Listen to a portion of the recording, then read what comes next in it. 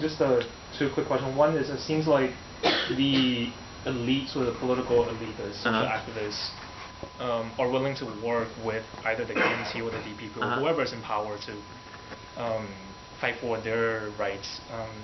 But then, as sort of everyone understands, the voters, Aboriginal voters, you said, vote predominantly KMT. Just sort of want to drill down a little bit on why that is. Especially, well, I guess the second question also is, you mentioned in the Constitution the difference between the 1994 and 1997 changes. Has that ever been challenged in constitutional court? And if so, what was the result? Yeah, it has not been challenged. And in fact, what's happened is they've created the basic law on indigenous peoples, which makes it very explicit. And so that constitutional revision really led to subsequent basic law, which has led to legal change on other laws and continues to change.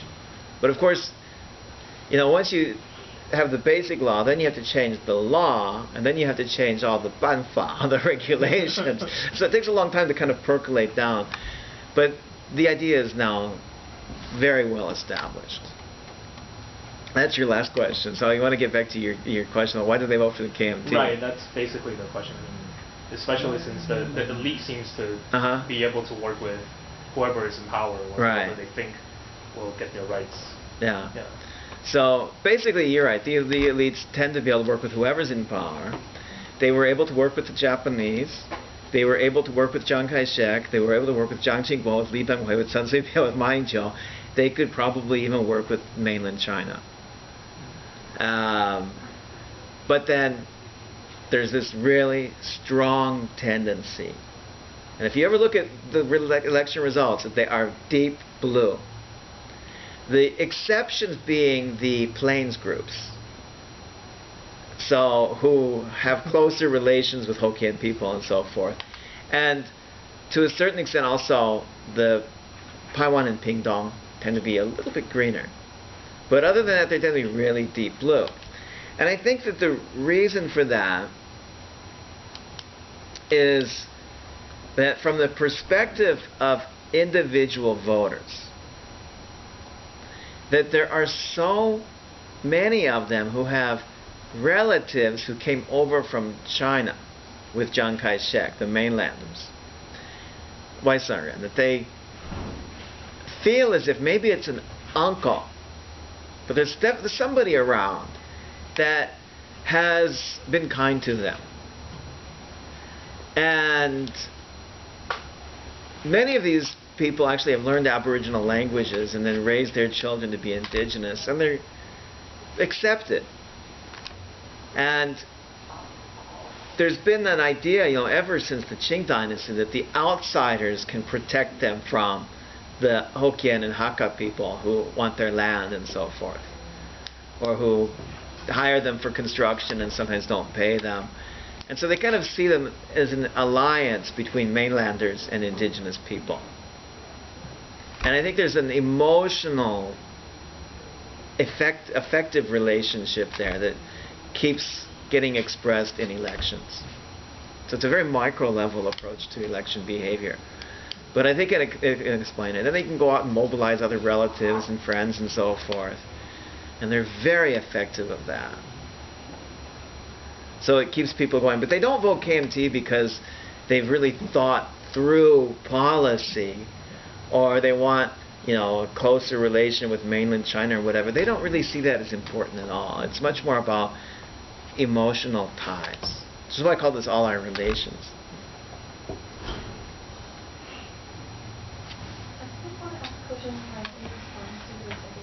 Like, I think I also know that one thing is that the elections for the Aborigines also require a lot of money for national elections. And like for the assembly of the first party nation, how are they going to get through that barrier that they're disadvantaged compared to the KMT? Yes, lots of money is involved. Now, the way it works is that in all elections they have people whom they call the tawaka, the supporters. They use the Taiwanese word for that, 转角.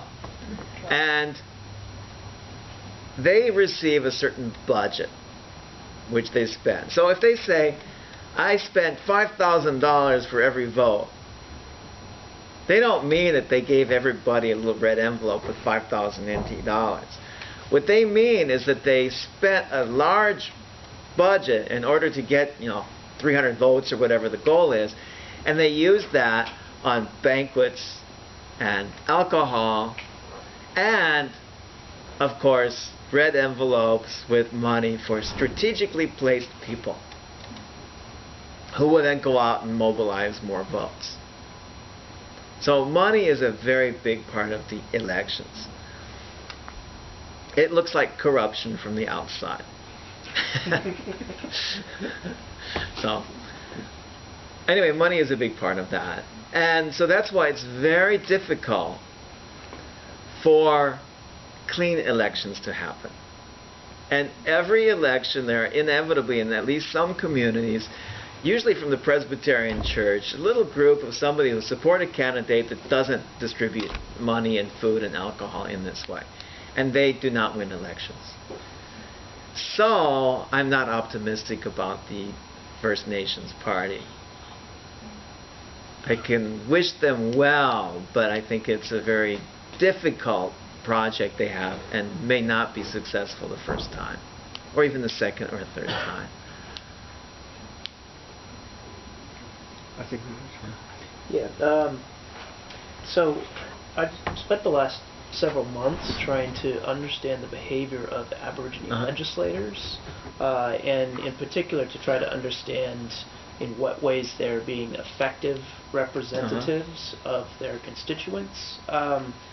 And so since you've spent a lot of time there and know most of these folks, wondered if you could comment on one of maybe three different issues where it's unclear to me what role they played. The first is the Yuanzhu Minzu Jibanfa, so the passing of the basic law governing Aborigine relations. My understanding is that that law was quite a bit stronger in laying out traditional protections for traditional hunting and fishing rights, control of local territory, and so forth, and it got watered down somewhere in the process. And so to what degree did Aborigine legislators either fight that or perhaps play the other role of kind of brokering compromise? The second is Taiwan had this major electoral reform that passed, and all of the electoral districts in Taiwan were changed except the Aborigine constituencies. And from what little I've read about this, there was a lot of disappointment within the Aborigine community that they were not included in that reform, even though there was initially a proposal to do that. And so I wonder if there might have been some kind of behind-the-scenes maneuvering by the legislators themselves to keep the system. The third is actually more recent, the Ma Ying-jeou administration's policy of trying to promote tourism in indigenous areas. And you actually showed a picture of some people protesting in a village. So to what degree have legislators intervened in or tried to broker some kind of compromise about the Ma government's policy of promoting tourism and the villagers' resistance to having busloads of tourists rolling into their villages every day? Okay, so basically three questions there. What was the role of them in the basic law? My impression, but then again, this is the difficult part of actually knowing these people, is because they all present themselves as being the one who promoted it, as being the indigenous rights, document that it is.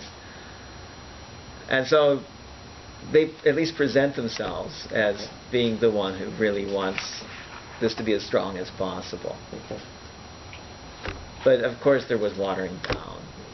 And anybody who takes a comparison of the basic law to the United Nations Declaration on the Rights of Indigenous People, I think can see one very basic difference, which makes all the difference.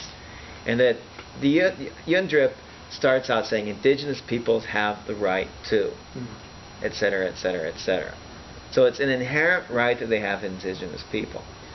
Whereas on the Taiwan law, almost every article starts with the state shall. Yeah. So it's very state-centric. And then the laws will be determined and so forth. So it's kind of a different approach. Taiwan has repeatedly said that they fulfill all of the spirit and the letter of the law of the United Nations Declaration.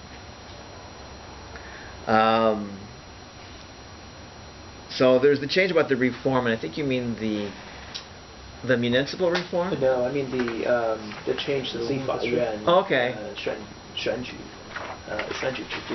Okay, yeah. electoral system. Okay, so the legislative, when they cut it down in half? Yeah, and also moved from multi-member districts to single-member districts, except for the Aborigines.